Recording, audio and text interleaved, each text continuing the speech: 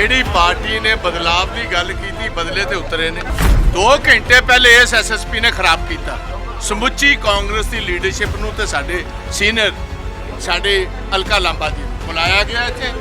2 ਘੰਟੇ ਵੇਟ ਕਰਵਾਇਆ ਗਿਆ ਇੱਥੇ ਆ ਕੇ ਦੱਸਿਆ ਗਿਆ ਕਿ ਤੁਹਾਨੂੰ ਜਿਹੜੀ ਤੁਸੀਂ ਹਾਜ਼ਰੀ ਲਵਾਉਣ ਆਏ ਹੋ ਇਹ ਜਿਹੜੀ ਫਾਈਲ ਹੈ ਇਹ ਔਨਬਲ ਹਾਈ ਕੋਰਟ 'ਚ ਗਈ ਹੈ ਤੇ ਅੱਜ ਦਾ ਦਿਨ ਨਿਰੀ ਤੁਸੀਂ ਥਾਣੇ ਜਾ ਕੇ ਹਾਜ਼ਰੀ ਲਵਾਓ ਇਹ ਫੇਰ ਤੁਹਾਨੂੰ ਬੁਲਾਇਆ ਭਗਤ ਸਿੰਘ ਦੀ ਸੋਚ ਨੂੰ ਮੈਂ ਪੁੱਛਣਾ ਚਾਹੁੰਦਾ ਮੁੱਖ ਮੰਤਰੀ ਸਾਹਿਬ ਇਹ ਸ਼ਹੀਦ ਆਜ਼ਮ ਭਗਤ ਸਿੰਘ ਜੀ ਦੀ ਸੋਚ ਸੀ ਤੁਸੀਂ ਨੌਜਵਾਨ ਬੱਚੀ ਨੂੰ ਸਾਡੀ ਆਪਣੀ ਭੈਣ ਨੂੰ ਇੱਥੇ ਲਿਆ ਕੇ ਤੁਸੀਂ ਕਹਿੰਦੇ ਹੋ ਸਾਡੇ ਕੋਲ ਫਾਈਲ ਹੈ ਨਹੀਂ ਇਨਵੈਸਟੀਗੇਸ਼ਨ ਅਸੀਂ ਜੁਆਇਨ ਨਹੀਂ ਕਰਾਣੀ ਪਰ ਥਾਣੇ ਜਾ ਕੇ ਤੁਸੀਂ ਹਾਜ਼ਰੀ ਲਾ ਕੇ ਆਓ ਅਜੇ ਤੇ ਸ਼ੁਕਰ ਕਰੋ ਇਹਨਾਂ ਕੋਲ ਸੀਬੀਆਈ ਤੇ ਈਡੀ ਹੈ ਨਹੀਂ ਸੀਬੀਆਈ ਈਡੀ ਹੁੰਦੀ ਤੇ ਸਾਰੇ ਲੰਮੇ ਪਾਏ ਹੁੰਦੇ ਅੱਜ ਹੈ ਜੀ ਤੁਹਾਡੇ ਸਾਹਮਣੇ ਹਲਕਾ ਲਾਂਬਾ ਨੂੰ ਬੁਲਾਇਆ 28 ਨੂੰ ਬੁਲਾਇਆ 27 ਨੂੰ ਬੁਲਾਇਆ ਖੜੀਆਂ ਪਈਆਂ ਇਹਨਾਂ ਨੇ ਕੱਟੀ ਐਫਆਈਆਰ ਕਿਸ ਧਾਰਾ ਵਿੱਚ ਕੱਟੀ ਪੁੱਛੋ ਮੈਨੂੰ ਮੈਂ ਬੈਠੀ ਆ ਕੋਈ ਸਵਾਲ ਹੀ ਨਹੀਂ ਪਤਾ ਦਿੱਲੀ ਦੀ ਧੀ ਨੂੰ ਪੰਜਾਬ ਖਿੱਚ ਕੇ ਲਿਆਇਓ ਹੈ ਮਨਜ਼ੂਰ ਹੈ ਪੰਜਾਬ ਨੂੰ ਇਹ ਦੇਖਣਾ ਚਾਹੁੰਦੇ ਹੋ ਤੇ ਕੱਲ ਨੂੰ ਤੁਹਾਡੀ ਵੀ ਵਾਰੀ ਹੋਏਗੀ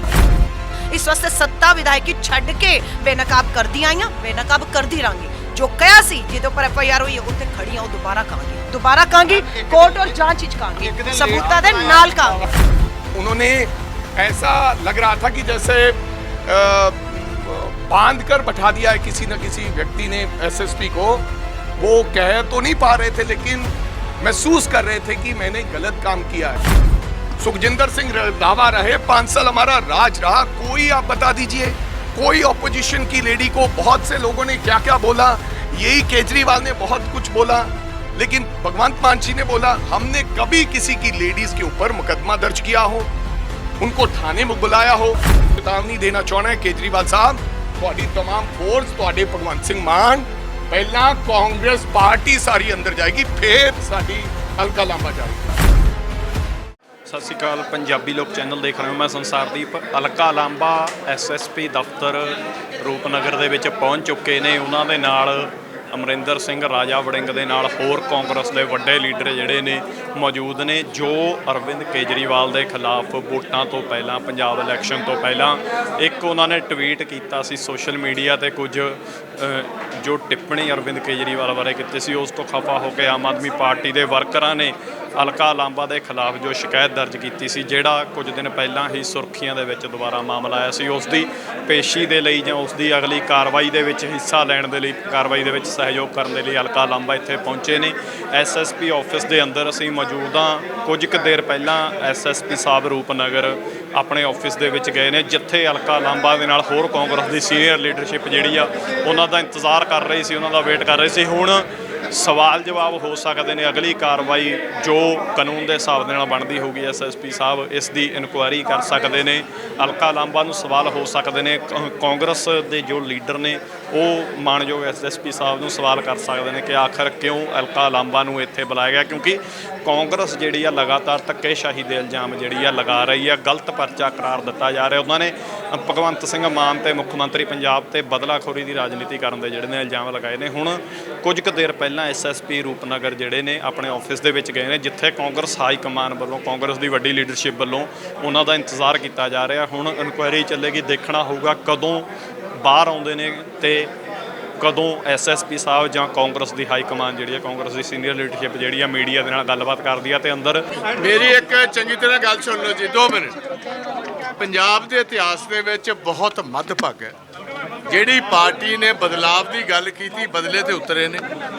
ਅਸੀਂ ਨਹੀਂ ਸੋਚਿਆ ਤੇ ਬਹੁਤ ਸਾਰੀਆਂ ਗਵਰਨਮੈਂਟਾਂ ਪਿਛਲੇ ਸਾਲਾਂ ਚ ਰਹੀਆਂ ਨੇ ਕਿਸੇ ਵੀ ਸਰਕਾਰ ਨੇ ਕਿਸੇ ਲੇਡੀ ਨੂੰ ਔਰਤ ਨੂੰ ਪੁਲਿਸ ਸਟੇਸ਼ਨ ਤੱਕ ਨਹੀਂ ਪਹੁੰਚਾਇਆ ਬੰਦਿਆਂ ਨੂੰ ਪਹੁੰਚਾਇਆ ਹੋਇਆ ਬਟ ਅਨਫੋਰਚੂਨੇਟ ਨਹੀਂ ਯਾਰ ਹੁਣ ਅਸੀਂ ਇਹਦੀ ਸਟੇਟਮੈਂਟ ਤੇ ਨਹੀਂ ਰਹਿਣਾ ਇਹ ਜਿਹਨੂੰ ਮਰਜ਼ੀ ਬੁਲਾਉਂਦਾ ਰਹੇ ਵੀ ਆਰ ਨਾਟ ਬੋਦਰਡ ਬਾਈ ਹਿਮ ਹੁਣ ਗੱਲ ਮੇਰੀ ਸੁਣ ਲਓ 2 ਘੰਟੇ ਪਹਿਲੇ ਇਸ ਐਸਐਸਪੀ ਨੇ ਖਰਾਬ ਕੀਤਾ ਸਮੁੱਚੀ ਕਾਂਗਰਸ ਦੀ ਲੀਡਰਸ਼ਿਪ ਨੂੰ ਤੇ ਸਾਡੇ ਸੀਨੀਅਰ ਸਾਡੇ ਹਲਕਾ ਲਾਂਬਾ ਜੀ ਨੂੰ ਬੁਲਾਇਆ ਗਿਆ ਇੱਥੇ 2 ਘੰਟੇ ਵੇਟ ਕਰਵਾਇਆ ਗਿਆ ਇੱਥੇ ਆ ਕੇ ਦੱਸਿਆ ਗਿਆ ਕਿ ਤੁਹਾਨੂੰ ਜਿਹੜੀ ਤੁਸੀਂ ਹਾਜ਼ਰੀ ਲਵਾਉਣ ਆਏ ਹੋ ਇਹ ਜਿਹੜੀ ਫਾਈਲ ਹੈ ਇਹ ਔਨਬਲ ਹਾਈ ਕੋਰਟ 'ਚ ਗਈ ਹੈ ਤੇ ਅੱਜ ਦਾ ਦਿਨ ਨਿਰੀ ਤੁਸੀਂ ਥਾਣੇ ਜਾ ਕੇ ਹਾਜ਼ਰੀ ਲਵਾਓ ਇਹ ਫੇਰ ਤੁਹਾਨੂੰ ਬੁਲਾਇਆ ਜਾਏਗਾ ਸਿੱਧੇ ਤੌਰ ਸਾਨੂੰ ਕਲੀਅਰ ਇੰਡੀਕੇਸ਼ਨਸ ਨੇ ਕਿ ਸਾਰਾ ਕੰਮ ਇਹ ਜਿਹੜਾ ਕੁਝ ਹੋ ਰਿਹਾ ਕੇਜਰੀਵਾਲ ਸਾਹਿਬ ਦੇ ਕਹਿਣ ਤੇ ਸਿੱਧੇ ਤੌਰ ਹੋ ਰਿਹਾ ਇਹ ਬਹੁਤ ਅਫਸੋਸਨਾਕ ਕਿ ਅਸੀਂ ਇਹਨੂੰ ਸੀਰੀਅਸਲੀ ਕੰਡੈਮ ਕਰਨੇ ਆ ਇੱਕ ਸਾਡੀ ਕਾਂਗਰਸ ਦੀ ਸੀਨੀਅਰ ਲੀਡਰ ਨੂੰ ਸਾਡੀ ਪੰਜਾਬ ਦੀ ਧੀ ਨੂੰ ਇੱਥੇ ਸੱਦ ਕੇ ਪੰਜਾਬ ਦੀ ਧਰਤੀ ਦੇ ਉੱਤੇ 2 ਮਹੀਨਿਆਂ ਬਾਅਦ ਕੋਈ ਉਸ ਤੋਂ ਪਹਿਲੇ ਕੋਈ ਐਪਲੀਕੇਸ਼ਨ ਨਹੀਂ 2 ਮਹੀਨਿਆਂ ਬਾਅਦ ਇਹ ਸਰਕਾਰ ਬਣਨ ਤੋਂ ਬਾਅਦ ਇੱਕ ਝੂਠੇ ਬਿਆਨ ਉੱਤੇ ਜਿਹੜੀ ਵਾਕਿਆਤ ਕੋਈ ਪੰਜਾਬ 'ਚ ਹੀ ਨਹੀਂ ਹੋਇਆ ਰੋਪੜ ਵਿੱਚ ਨਹੀਂ ਹੋਇਆ ਲੇਡੀ ਨੂੰ ਕਿਹਾ ਗਿਆ ਕਿ ਤੁਸੀਂ ਥਾਣੇ ਜਾ ਕੇ ਫਾਈਲ ਇਹਨਾਂ ਕੋਲ ਨਹੀਂ ਇਨਵੈਸਟੀਗੇਸ਼ਨ ਕਹਿੰਦੇ ਅਸੀਂ ਜੁਆਇਨ ਨਹੀਂ ਕਰਾ ਸਕਦੇ ਕਿਉਂਕਿ ਫਾਈਲ ਸਾਡੇ ਕੋਲ ਨਹੀਂ ਤੇ ਅੱਜ ਕਹਿੰਦੇ ਥਾਣੇ ਜਾ ਕੇ ਹਾਜ਼ਰੀ ਲਾ ਕੇ ਆਓ ਜੀ 2 ਦਿਨ ਤੋਂ ਦਿੱਲੀ ਆਏ ਨੇ ਪਹਿਲੇ 26 ਦੀ ਤਰੀਕ 27 ਚ ਪਾਈ ਗਈ ਕਿਉਂ ਪਾਈ ਗਈ ਰਾਜਾ ਜੀ ਵੀ ਜਾਣਦੇ ਨੇ ਤੇ ਰੰਧਾਵਾ ਸਾਹਿਬ ਵੀ ਜਾਣਦੇ ਇਸ ਗੱਲ ਪਾਈ ਗਈ ਕਿਉਂਕਿ 26 ਤਰੀਕ ਨੂੰ ਜਿਹੜੇ ਭਗਵੰਤ ਮਾਨ ਨੇ ਪੰਜਾਬ ਦੀ ਸਰਕਾਰ ਨੂੰ ਠੇਕੇ ਵਿੱਚ ਕੇਜਰੀਵਾਲ ਦੇ ਸਾਹਮਣੇ ਨਿਲਾਮ ਕੀਤਾ ਇਹਨਾਂ ਸੋਚਿਆ ਕਿ ਇਹ ਰਾਮ ਰੌਲਾ ਜਿਹੜਾ ਇੱਥੋਂ ਵਾਲਾ ਇਹ ਨਾ ਕਿਤੇ ਸਾਡਾ ਜਿਹੜਾ ਬਾਮੀ ਐਗਰੀਮੈਂਟ ਹੋ ਰਿਹਾ ਕਿਤੇ ਓਵਰਸ਼ੈਡੋ ਨਾ ਕਰ ਜੇ ਇਨਸੀਡੈਂਟ ਇਹ ਜਾਣਬੁੱਝ ਕੇ ਇੱਕ ਦਿਨ ਅੱਗੇ ਲਿਆਂਦਾ ਅਸੀਂ ਸਿਰ ਹਾਂਜੀ ਸਦਰ ਥਾਣੇ ਜਾਓਗੇ ਤੁਸੀਂ ਉਹ ਜਦੋਂ ਅਸੀਂ ਜ਼ਰੂਰ ਜਾਵਾਂਗੇ ਦੱਸਣ ਵਾਸਤੇ ਪੰਜਾਬ ਦੇ ਲੋਕਾਂ ਨੂੰ ਕਿ ਉਹ ਜਿਹੜੀ ਪੰਜਾਬ ਦਾ ਇਤਿਹਾਸ ਹੈ ਆਪਣੀਆਂ ਮਾਵਾਂ ਨੂੰ ਭੈਣਾਂ ਨੂੰ ਨੌਜਵਾਨ ਬੱਚਿਆਂ ਦੀ ਰੱਖਿਆ ਕਰਨ ਦਾ ਕਿ ਇਹ ਸਰਕਾਰ ਆਈ ਜਿਹੜੀ ਕਹਿੰਦੀ ਸੀ ਅਸੀਂ ਬਦਲਾਵ ਲੈ ਕੇ ਆਵਾਂਗੇ ਇੱਕ ਸ਼ਹੀਦ ਆਜ਼ਮ ਭਗਤ ਸਿੰਘ ਦੀ ਸੋਚ ਨੂੰ ਮੈਂ ਪੁੱਛਣਾ ਚਾਹੁੰਦਾ ਮੁੱਖ ਮੰਤਰੀ ਸਾਹਿਬ ਇਹ ਸ਼ਹੀਦ ਆਜ਼ਮ ਭਗਤ ਸਿੰਘ ਜੀ ਦੀ ਸੋਚ ਸੀ ਜੀ ਤੁਸੀਂ ਨੌਜਵਾਨ ਬੱਚੀ ਨੂੰ ਸਾਡੀ ਆਪਣੀ ਭੈਣ ਨੂੰ ਇੱਥੇ ਲਿਆ ਕੇ ਤੁਸੀਂ ਕਹਿੰਦੇ ਹੋ ਸਾਡੇ ਕੋਲ ਫਾਈਲ ਹੈ ਨਹੀਂ ਇਨਵੈਸਟੀਗੇਸ਼ਨ ਅਸੀਂ ਜੁਆਇਨ ਨਹੀਂ ਕਰਾਣੀ ਬਟ ਥਾਣੇ ਜਾ ਕੇ ਤੁਸੀਂ ਹਾਜ਼ਰੀ ਲਾ ਕੇ ਆਓ ਅਸੀਂ ਸੀਰੀਅਸਲੀ ਇਹਨੂੰ ਕਿੰਨਾ ਜ਼ਲੀਲ ਕੀਤਾ ਜਾ ਰਿਹਾ ਬਾਬੂ ਸਾਹਿਬ ਦਾ ਪਿੱਛੇ ਕੀ ਲੱਗਦਾ ਸਾਰਾ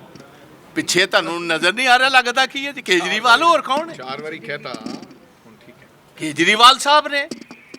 ਅਜੇ ਤੇ ਸ਼ੁਕਰ ਕਰੋ ਇਹਨਾਂ ਕੋਲ ਸੀਬੀਆਈ ਤੇ ਈਡੀ ਹੈ ਨਹੀਂ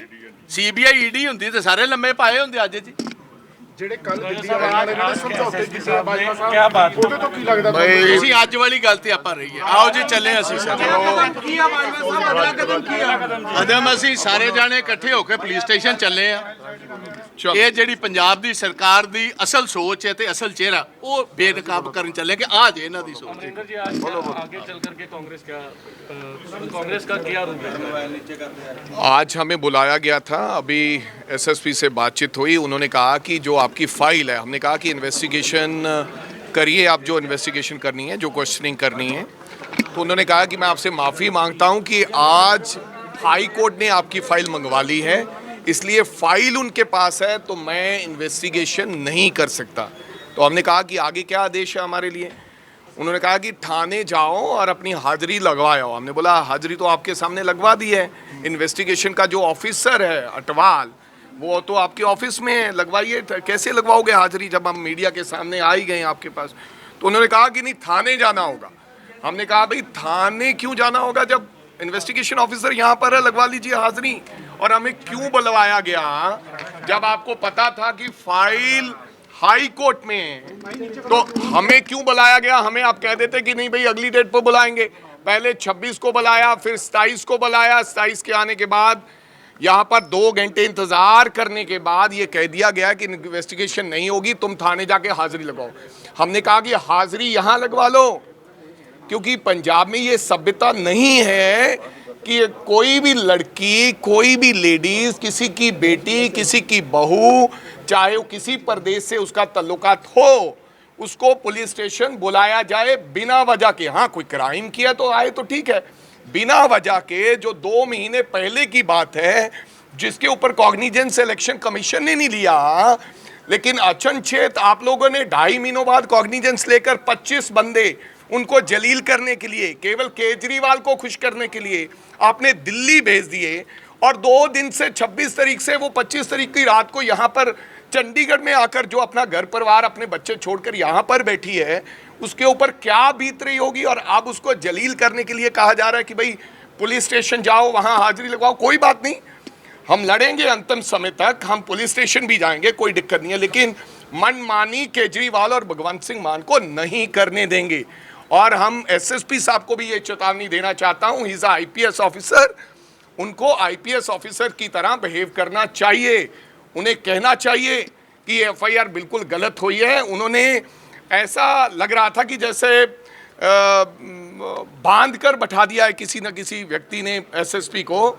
वो कह तो नहीं पा रहे थे लेकिन महसूस कर रहे थे कि मैंने गलत काम किया है हमने उनको कहा कि आपको कहना चाहिए कि ये गलत एफआईआर है। नहीं नहीं, वो कुछ नहीं होगा सर, इन्वेस्टिगेशन में ये सारा मामला है। अब हम हाजिरी लगवाने के लिए अभी सर ਕਿਹਾ ਜਾਂਦਾ ਸੀ ਕਿ ਪੁਲਿਸ ਅਫਸਰਸ਼ਾਹੀ ਦੇ ਜਿਹੜੀ ਕਿ ਹਾਵੀ ਹੋ ਜਾਂਦੀ ਹੈ ਸਰਕਾਰ साफ दिख रहा है इस चीज को। हावी नहीं, ऐसा कभी हुआ ही नहीं। ये होम मिनिस्टर है आपके सामने, सुखजिंदर सिंह रंधावा रहे,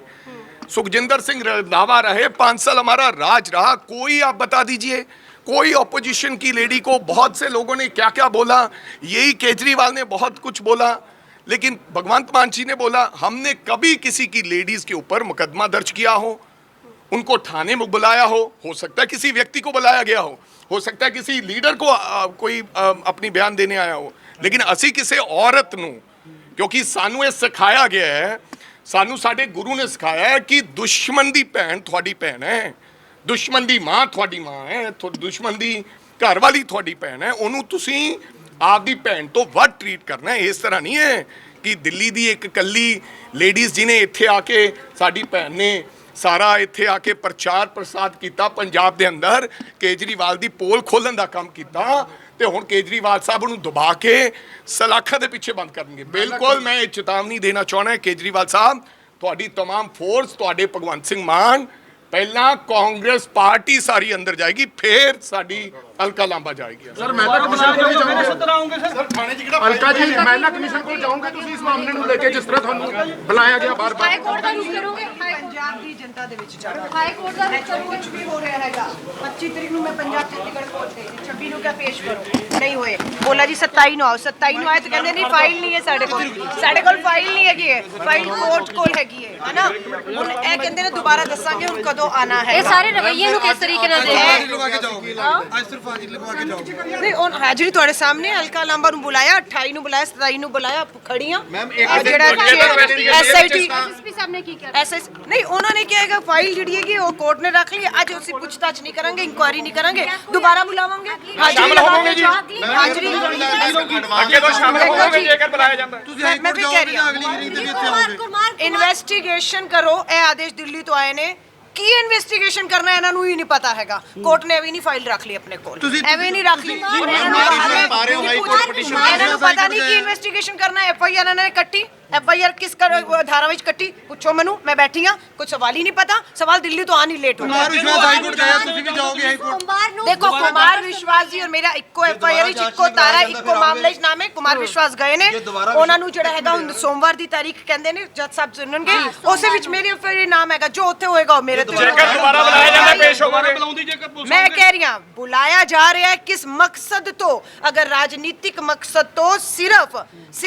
अपने राजनीतिक विरोधियों ਨੂੰ परेशान हताश ਕਰਨ ਵਾਸਤੇ, ਜਿਸ ਤਰ੍ਹਾਂ ਕਹਿ ਰਹੇ ਨੇ ਪੰਜਾਬ ਦੀ ਦਿੱਲੀ ਦੀ तीनों पंजाब खिंच के ले आयो है, मंजूर है पंजाब ਨੂੰ, ਇਹ ਦੇਖਣਾ ਚਾਹੁੰਦੇ ਹੋ ਤੇ ਕੱਲ ਨੂੰ ਤੁਹਾਡੀ ਵੀ ਵਾਰੀ ਹੋਏਗੀ, ਦਿੱਲੀ ਬੈਠਾ ਕੇਜਰੀਵਾਲ ਕਰੇਗਾ। ਪਾਰਟੀ ਛੱਡਣ ਦਾ ਖਮਿਆਜਾ ਭੁਗਤ ਰਿਹਾ ਤੁਹਾਨੂੰ? ਨਾ ਆਮ ਆਦਮੀ ਪਾਰਟੀ ਦਾ ਖਾਮਿਆਜਾ ਮੈਨੂੰ ਬਿਲਕੁਲ, ਮੈਂ ਕਹਿ ਰਹੀ ਹਾਂ ਕੁਮਾਰ ਵਿਸ਼ਵਾਸ ਹੋਣ ਫਾਊਂਡਰ ਮੈਂਬਰ ਹੋਣ, ਵੱਡੇ ਤੋਂ ਵੱਡਾ, ਇਹਨਾਂ ਦੀ ਹਕੀਕਤ 5 ਸਾਲ ਵਿਧਾਇਕ ਰਹੀ, ਅਰਵਿੰਦ ਕੇਜਰੀਵਾਲ ਪੂਰੇ 5 ਸਾਲ ਵਿਧਾਨ ਸਭਾ ਦੇ ਅੰਦਰ ਬਾਹਰ ਇਹਨਾਂ ਦੀ ਹਕੀਕਤ ਜਾਣਦੀ ਆ। ਇਸ ਵਾਸਤੇ ਸੱਤਾ ਵਿਧਾਇਕੀ ਛੱਡ ਕੇ ਬੇਨਕਾਬ ਕਰਦੀ ਆਈਆਂ, ਬੇਨਕਾਬ ਕਰਦੀ ਰਾਂਗੀ। ਜੋ ਕਿਹਾ ਸੀ ਜਿਹਦੇ ਉੱਪਰ ਐਫਆਈਆਰ ਹੋਈ ਹੈ ਉੱਥੇ ਖੜੀਆਂ, ਉਹ ਦੁਬਾਰਾ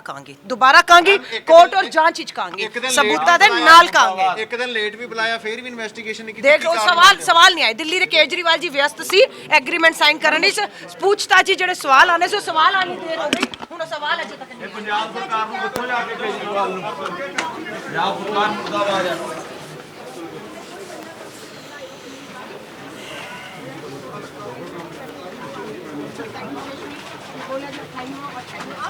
ਹੁਣ ਤੁਸੀਂ ਜਦੋਂ ਬੁਲਾਓਗੇ ਦੇਖਾਂਗੇ। ਕੋਰਟ ਵਿੱਚ ਫਾਈਲ ਇਹਨਾਂ ਦੀ ਹੈਗੀ ਹੈ, ਸਵਾਲ ਇਹਨਾਂ ਨੂੰ ਪਤਾ ਨਹੀਂ ਕੀ ਹੈਗਾ ਫਾਈਲ। सोमवार ਨੂੰ ਸੁਣਵਾਈ ਹੋਣੀ ਹੈ। ਕੁਮਾਰ ਵਿਸ਼ਵਾਸ ਜੀ ਨੇ ਪਾਇਆ, ਉਹਨਾਂ ਦਾ ਸੋਮਵਾਰ ਨੂੰ ਕੋਰਟ ਜੋ ਫੈਸਲਾ ਦੇਗਾ